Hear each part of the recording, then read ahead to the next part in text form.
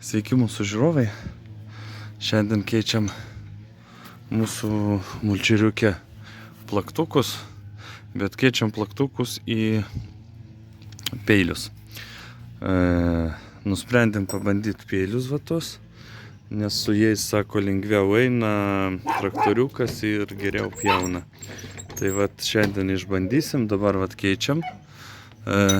Kai pirkom peilius, pasakė, kad tiesiog jos kabiny ir jokių nieko čia įstatinėti nieko nereikia tarp jų, jokių šaibų, jokių tarpinių nieko. Tai vat, sako, tiesiog kabinat ir viskas. Tai vat šiandien bandysim tos peilius ir žiūrėsim, kas geriau, ar tie plaktukai, ar tie peiliai. Tai vat filmuke pamatysim tenai toliau, kaip jie, save užrekomenduos ir matysim, ką mums geriau pirkti tada statyti. Nes traktoriukas pas mūsų 18 arklių galių ir dėl to norim rasti išeitį, kad jam būtų lengviau pjauti žolę. Na štai plaktukai, ne plaktukai, jau peiliai jau vietoje. Vėlinukas gan stipriai palengvėjo, net sakyčiau, kai su plaktukais buvo, turiu omeny sukimo metu, kai suki, tai tikrai jaučiasi. Štai tie plaktukai, na ir to žiūrėsim, dar apversim atgal ratus ir važiuosim pjaut, išbandysim tos peiliukus. Na štai bandom mūsų naujus peiliukus.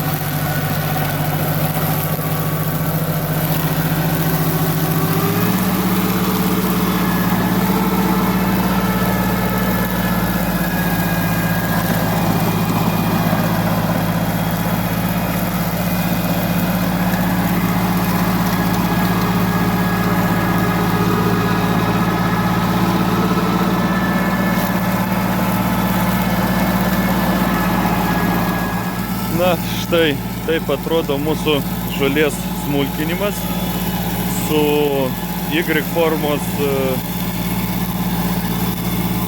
peiliais.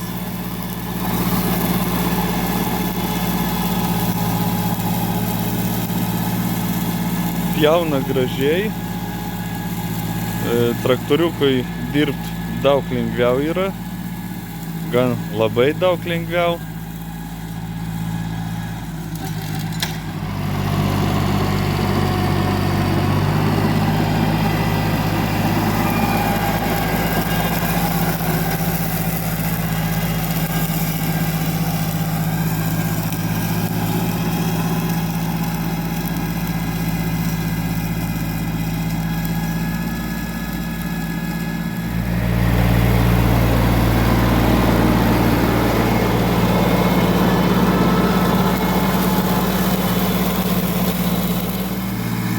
Na štai, tai atrodo skutimas, pjovimas, žolės smulkinimas su tais peiliukais.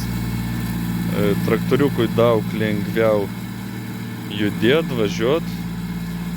Judam su trečia pažeminta pavara. Tai esam patenkinti šiaip,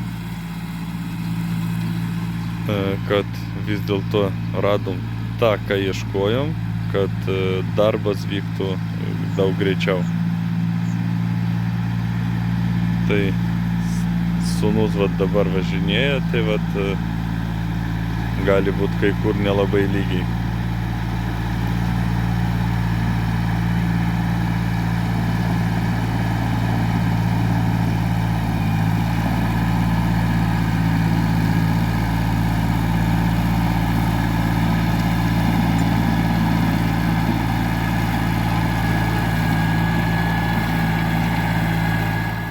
Na štai baigiam pjovimą. Dabar toj pažiūrėsim, kaip tie plaktukai. Ne plaktukai, o peiliai. Nu, šiaip atrodo labai neblogai.